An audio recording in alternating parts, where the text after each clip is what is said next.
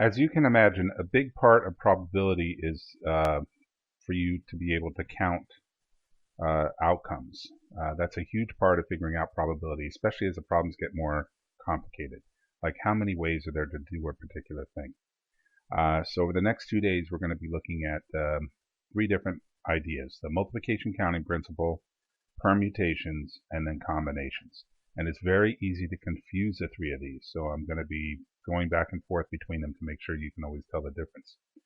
The most basic idea, it's sort of the headlining idea of all these, is the multiplication counting principle. This is a classic multiplication counting principle problem. How many different sandwiches can be made if you have 4 types of bread, 5 types of meat, and 1 type of cheese, or excuse me, 3 types of cheese? But you can only take 1 bread, 1 meat, 1 cheese. So the number of sandwiches that you can make is going to be 4 for the bread times 5 for the meat times 3 for the cheese. Turns out to be 60 ways to do this. Here's another example you're likely to see. Let's say there's 4 ways for Terry to go from home to the store, and there's 3 ways for him to walk from the store to the bank, and then there's 2 ways for him to walk from the bank to home. So how many ways for him to do the whole circuit? Well, it's going to be 4 times 3 times 2, or 24 ways. Here's another example. How many different 3-digit area codes are possible? Sometimes with a problem like this, I like to put down 3 lines to represent the possibilities for each of my 3 numbers. So if you're talking about how many digits there are 10 digits, 1 through 9, and then 0 makes 10. So the number of possible digits that you could have for the first number would be 10. And then the second number, as long as you are allowed to repeat, would also be 10. If you can't repeat it, then it would be 9. But this didn't say anything about not repeating. And then the third one would be 10 for that. So if you just multiply all those out, you end up with 1,000 possibilities. And they sort of count themselves if you think about it. 1 through 999 is 999. And then 000 would make it 1,000. So this is another classic multiplication counting principle problem. You've got 7 spaces that could be filled with a digit, a letter, or left blank. So that's a number of different characters that we need to figure out how many possibilities there are. Digits, there's 10 digits to choose from, 0 through 9. There's 26 different letters you could use, or leaving it blank. That gives you a total of 37 possibilities for each one of these 7 spaces. So that's going to be 37 times 37 times 37. It's going to be 37 to the 7th power. That's huge. If you use your scientific calculator, you see it's 95 billion possibilities. So I don't think the state of California is going to run out of license plates anytime soon. Plus, they even have some weird characters like a hand and a heart and some other things that you could put in there. So there's quite a few possibilities. Okay, so a permutation is a number of ways that you can arrange some objects in order. And order matters with a permutation. And you're going to see in a minute, I'm going to use the multiplication counting principle to analyze this particular permutation. I want to know how many ways can I order the letters A, B, C, and D. Well, obviously, A, B, C, D is one way. If I flip-flop the D and the C, that's another way. If I put AC first, then I got 2 ways. Let's see, I got AB first, AC first. What if I did AD first? Then there's 2 more ways. And I believe that's all the possibilities with A first. Now, if I continue this pattern, these are the possibilities with B first, C first, and D first. So it looks like there's 4 groups of 6 there. That's 24 ways to do it. Now, a better way to look at it is to use the multiplication counting principle. I have 4 different choices for my first letter, right? Now, once I choose a letter, that leaves me with only 3 choices for the second letter. Now that I've chosen 2 letters for the first 2 spaces, that leaves me 2 choices for the next, and then 1 for the last. And that works out to be 24 ways using the multiplication counting principle. It's way better than making a list like we did. So these permutations occur quite often in probability problems. So we have some notation to write 4 times 3 times 2 times 1. It's called 4 factorial, and it means 4 multiplied by 3 times 2 times 1. 24 ways to do it, and I'll show you on your calculator how to do this in a minute. Another way you could write it is in permutation notation, which is 4p4, saying you have 4 items and you're taking all 4 of them. How many ways to do that also works out to be the same as 4 times 3 times 2 times 1, or 24 ways. Okay, now let me show you on your calculator how to do permutations, combinations, and factorials. First thing you want to do is find your PRB key. It's right here on the TI-30X2S if you have this calculator, but you can find it on almost any scientific calculator. You might have to look under mode and look for the PRB key. PRB stands for, obviously, probability. Once you hit that key, you'll get a bunch of choices pop up. NPR stands for permutation, NCR stands for combination, and this is factorial.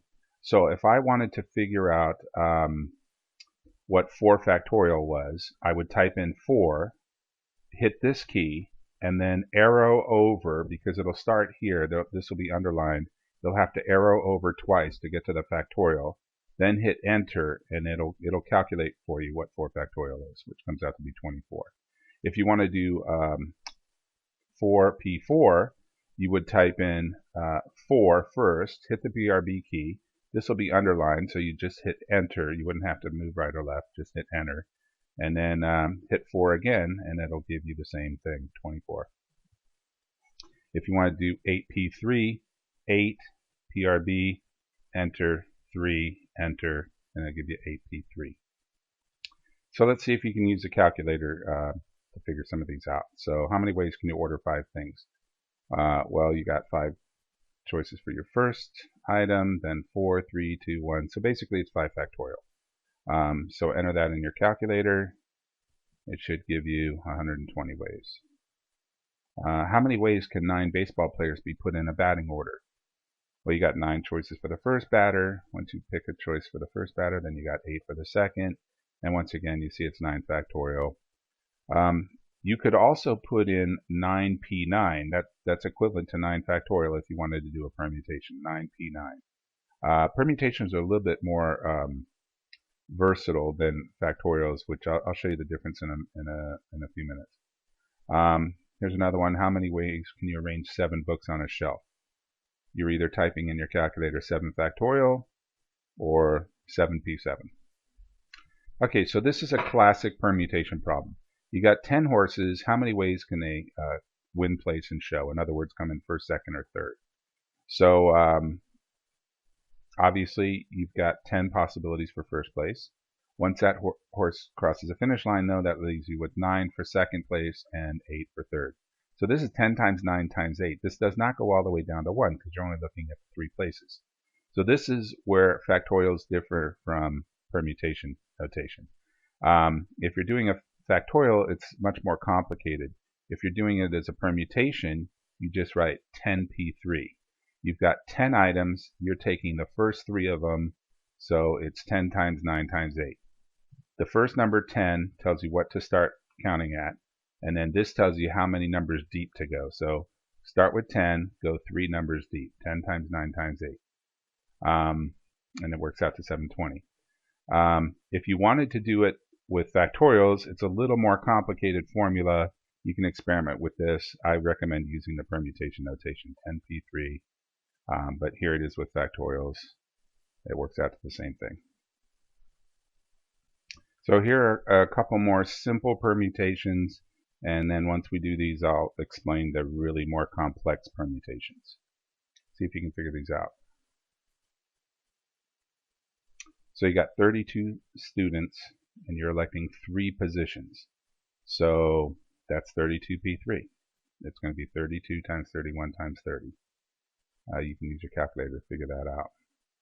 How many ways can you stack 5 Lego blocks from a pile of 100? Well, that would be 100p5, which is going to be quite large. Okay, so now we're looking at more complex permutations. These are kind of trickier problems. The first one we're going to look at, items are replaced. That's not really a permutation at all. That's an example of the multiplication counting principle if you replace the items. If the items aren't replaced, then that's a permutation. So I'm going to be drawing the distinction between those two situations. Items being repeated, we'll look at that. That's a different kind of situation. And then objects oriented in a circle. Those are really tricky too. So I'll explain these different types of permutations. So the first situation is whether the items are replaced or not. If they are not replaced, then it's a permutation. So let's say I have 52 cards and I'm trying to draw 5 cards from the deck. How many ways to do that? Well, there's 52 for the first card. If you're not putting the cards back in, then that leaves only 51 for the second, all the way down to 48. So you could write this in permutation notation as 52p5. And if you put that in your calculator, you come up with that many ways to do that. So if the items are replaced, then this is not a permutation because the numbers aren't dropping. You have 52 cards for the first choice. You put the card back in, you could draw that same card again. So that's 52 for the second, and the third, this is coming out to be 52 to the fifth, which is a much larger number than the permutation above. So there's actually a lot more ways to do this if you're putting the cards back in there. Why don't you pause the video here and see if you can work this one out on your own. How many book codes can you make with 2 letters and 3 digits if no repetitions are allowed? So 2 letters, there's 26 choices for each letter, but you're not allowed to repeat. So 26 times 25 would be the 2 letters, and then the 3 digits would be 10 times 9 times 8, because you're not allowed to repeat. So that works out to be 468,000. Now, if you can replace them, then it's not a permutation because they're not dropping off. It's just going to be 26 times 26 for the 2 letters, and then 10 times 10 times 10 for the 3 digits. So that's going to be much more. Okay, so here we're looking at a different situation now where the items that you are arranging are repeated. Okay, now we'll look at some easy ones first, like Texas. All those letters are different. So how many ways can you organize the letters in the word Texas? Well, it's 5 times 4 times 3 times 2 times 1. It's 5 factorial, or 5p5, 120 ways to do that. Now, Oregon's a little different. Let's see, you got 6 letters, but 2 of the letters are the same. So we're going to have to divide out the number of ways to order those 2 letters because the O's are no different from each other. So this is going to be 6 factorial. If all the letters were different, that would be your answer, but because the O's repeat, you're going to have to divide by 2 factorial. So it works out to be 360 ways.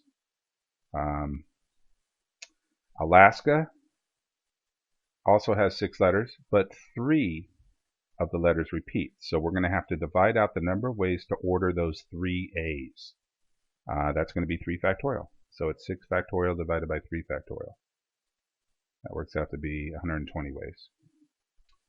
Okay, California. How many letters? 1, 2, 3, 4, 5, 6, 7, 8, 9. 10 factorial divided by 2 factorial for the A's. And the I's repeat, that's another 2 factorial. So I think it's going to be 10 factorial divided by 2 factorial times 2 factorial. Because the A's repeat and the I's repeat. So you got to divide out the number of ways to organize those A's and organize those I's. So that works out to be that. Mississippi, 11 letters. Let's see. 4 I's, you're going to have to divide by 4 factorial. 4 S's, another 4 factorial in the denominator. And then a 2 factorial for the 2 P's. So it's 11 factorial divided by 4 factorial divided by 4 factorial divided by 2 factorial. Okay, so this is a complicated little problem. I'm going to explain it. I'm not sure everyone's going to get it, but maybe you can watch it a few times and it'll make sense to you. Here I have people sitting around a table and they're numbered 1 through 6. How many ways can I arrange these people sitting at this table? Well, what's weird is that this way would be considered different. This is a reflection. Here I have 6 sitting in the same spot, but you see 1 and 3 have flipped. 4 and 5 have flipped. This is considered different. However, this situation is no different because all that happened is the table rotated. Okay. Uh, 1 is still sitting on the left-hand side of 6. That hasn't changed. It's basically the same table, just rotated. So what you have to do to stop the rotation is to fix one person at the table and allow all the others to move around. So if you've got 6 people at a table, you're really only moving around that 5 other people, because the first guy has to be fixed in a spot to keep the table from rotating. So that's going to be 120 ways. So here's another example of the same idea. How many ways can we arrange these letters on this spinner? So if we start by fixing A in spot 1 and just allow the other 7 letters to move around, then we will stop that spinner from rotating. And so if you got n items oriented in a circle, the number of permutations you're going to have is n minus 1 factorial. So in this case, you're just organizing or arranging 7 things because you're fixing A in one spot. All right, we're done for today. Here's your mistake of the day. I am so glad I teach math and not English. It took me just a little too long to figure out what was wrong with this. Hope you had better luck. Talk to you soon. Have a good one.